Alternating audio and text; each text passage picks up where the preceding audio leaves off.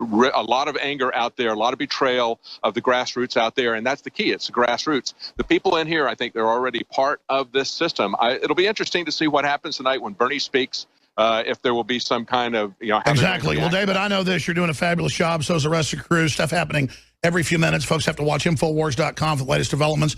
TrudgeReport.com is also on top of it, doing an amazing job. But regardless of what happens here, the Democratic Party's destroying itself. The establishment's showing its butt to everybody.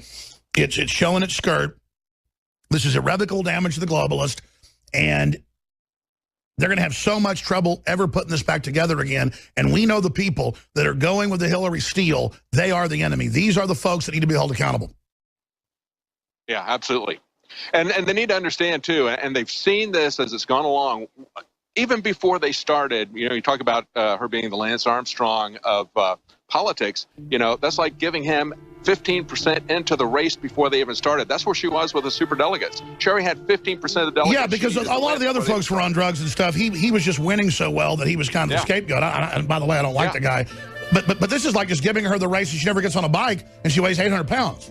This is like giving a hippopotamus from Mars the award, even though we've never seen it. David Knight, we'll keep following your stories. Thank you so much. Phone calls straight ahead. Get ready. Michelle, Liz, Sam, Mark, Chad, and others.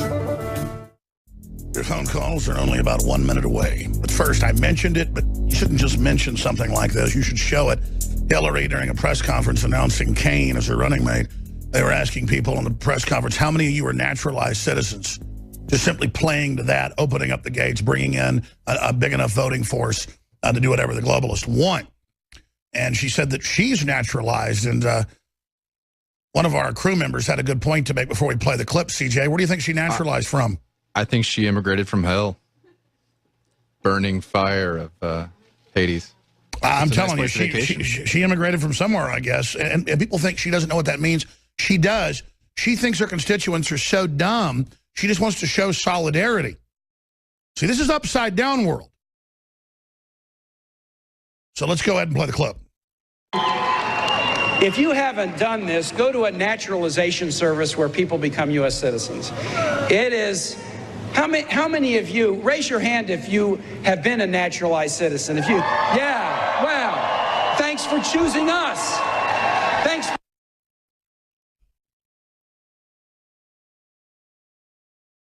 Wow. Okay, let's go ahead now and let's take a phone call from Michael in Texas. Thanks for holding her on the air. Alex, it's an honor to speak with you.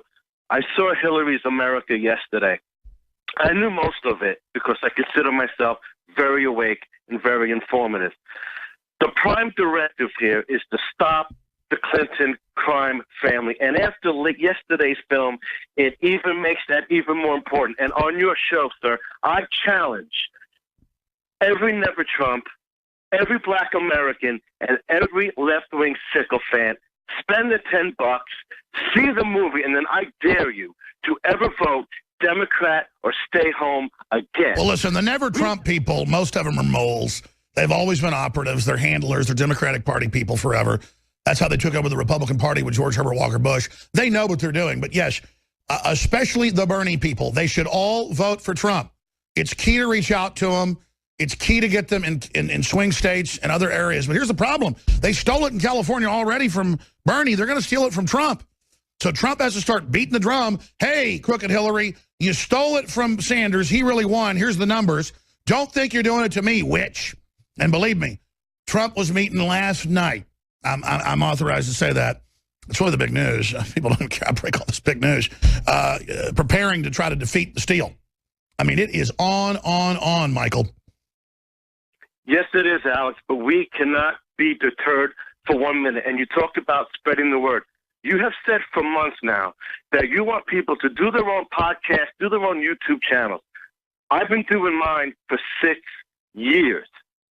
Good job. I want to drive down to Austin. I want to meet you and your InfoWars team. And I know. Well, sure. Well, here's the problem. If I ever met one person, there'd be 50,000 people down the street. I meet with no one unless I go out in public at events and it's a public event. Hell will freeze over, unfortunately, as a rule, before I talk to anyone. So that says I can't do it. I'm fighting. I'm working all the time. I just can't do it. But I do encourage people to have their own media outlet. and people can call in and plug their shows. What's the name of your show? May I?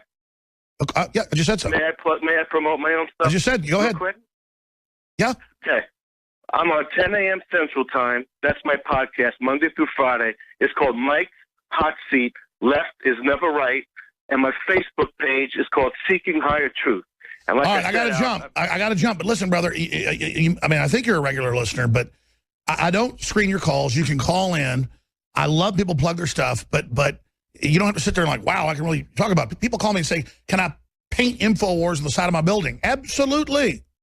It's free speech. You don't need my permission. So we want everybody to be out there and ferreting out news and picking up on things, and it's so important.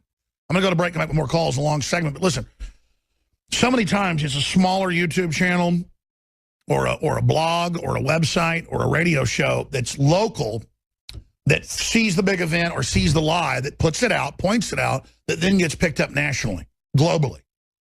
And then that ends up making your podcast big. And the goal should be have your own local radio show that's also on the internet, your own access show, whatever. Start wherever you can. And then have a newsletter, coffee cups, T-shirts to fund yourself. You deserve to be able to pay for your cameras and equipment and maybe make enough money to go on a trip and cover things. And these preachers say, just pray to God, he's going to give you money. Well, that's not true. That prosperity message is voodoo. You have to go out for the right reason to want to fight tyranny. Take action. Do it. Have passion. It might take a month, might take 5 years. You will end up having a huge effect.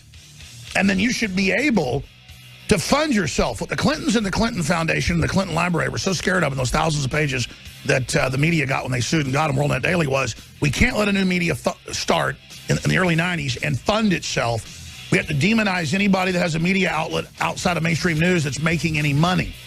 That's what, and so that's all a talking point. Look at Alex Jones. He funds himself. How dirty. They don't ever want you to go out and do that.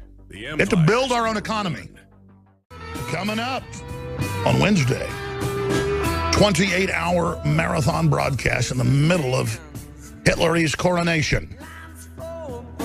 When I say she's being coronated, Bernie Sanders, hands down, and this has been in the news. We need to get all the demographics and numbers and show folks. He was the huge winner of California, at least 10 other states, like New Hampshire. He was way ahead of her. All the real polls showed that. And we can't find real Hillary supporters, hardly. I mean, it's incredible. And now they're just going to hand it all to her. This is unprecedented. So that broadcast is coming up. Right now, let's go ahead and go to Liz in Minnesota. Liz, you're on the air. Thanks for calling. Hi, Alex. I'm a big fan. Thank you.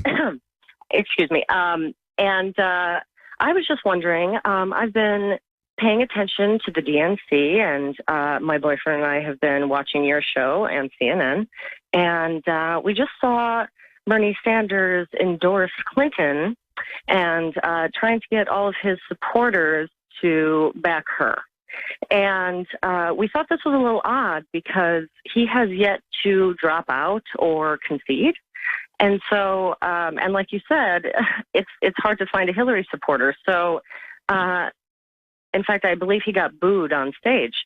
So I'm just wondering what you think this is indicating. What are they doing here? It's a very strange move politically. Well, they're trying to act like they didn't steal it and try to confuse people and hope they forget California, where it was in the New York Daily News and other papers.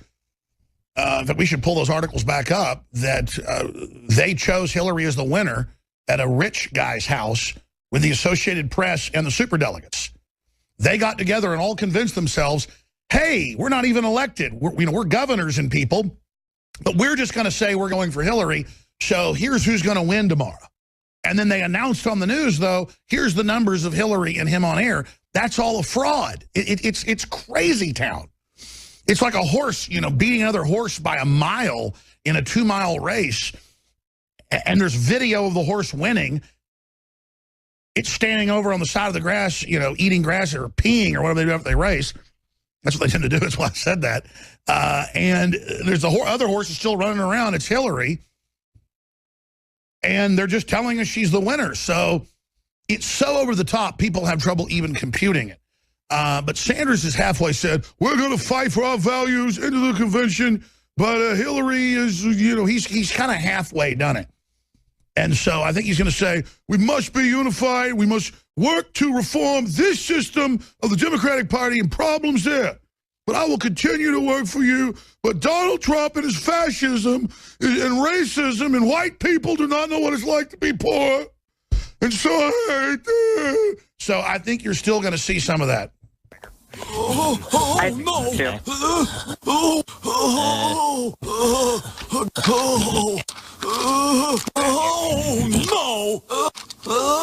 Damn it!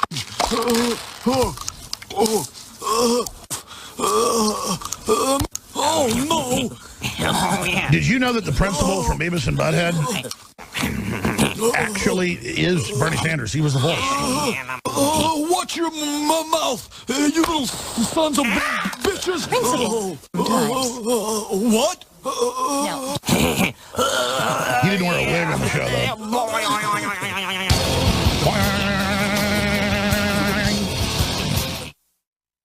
I'm glad you found that one, but there's the one they did where, I'm going to go back to you in a minute, ma'am, where they cut 9/11 Truth, like Beavis and Butthead 9/11 Truth. It's by a guy called Pirate 4900 or something. I'm going from memory. And then, you kids are suspended for the rest of the year. I mean, that is Bernie Sanders. And he speaks about it as well. Excuse me. Liz, I mean, what do you think's really going on? I mean, we know they've stolen it. I've never seen numbers where 80% of the people all over the country, whether it's Michigan or California or Texas, I mean, no one but rich people. When I drive sometimes through the really rich areas, I see Hillary signs in Austin, Tarrytown. When I'm going over there to visit people I know, it is unbelievable. Sometimes I cut through to there, too, to come downtown from West Austin, and I see some Hillary signs. I see some Hillary stickers. That's it. I mean, it's all Bernie Sanders. It's got to be bumper sticker and sign-wise, 15-1. The best is 8-2. What do you think? Well, I think she might get the DNC vote, but I think it's going to come down to the election in November, and I think Trump's going to win. I'm sorry, ma'am. My audio cut out for just a minute. What did you say? Oh, she might get the DNC Sure. backing, but I think when it comes down to the vote in November that Trump's going to win. I hear you, but and I get it. They, quote, have rules they changed with the superdelegates where they can disregard the delegates in 1972, but never had the huevos to actually try to do it. They tried it with Trump. That failed. So maybe you're right. Maybe stealing the big super enchilada, or to use a Ghostbusters analogy, the 8,000-pound Twinkie, maybe that is too much, especially if they know that Mr. Trump is already shifted into, quite frankly, focusing on stopping her steal. What do you think? Oh, I'm just amazed by all of this and kind of appalled by the whole political sphere. So I'm just going to vote Trump in November and see what happens. Exactly, ma'am. And listen, don't let it get you down that it looks like it's so corrupted out in the open. That's good. Forcing this thing out in the open is key. And so, again, they don't put the genie back in the bottle. Pandora's box is wide open. I want to go back to calls here. We're going to talk to, thank you, Liz. We're going to talk to Chad in Kentucky, Marco, Mark, Sam, George, and others. 800-259-9231. 800-259-9231. But let's play some more of these clips because the crew gets a lot of these, the ladies and others get a lot of these clips together. And I tend to not go to a lot of them, but these are important, including clips I've asked for. Which one of these should I go to next? I think I'm going to play some of these clips. Hillary on DNC email leak. Don't know anything about these emails. And, of course, she said 3 years ago, she knew nothing about the other emails, didn't have a private email server, lied to everybody, then lied about cutting off the classified part. We all know that. But now she has turned into Sergeant Schultz yet again. I know nothing, sir. Oh, no, I know nothing. So let's go ahead and play that clip from 60 Minutes. The point, Madam Secretary, is you have people in the Democratic National Committee who are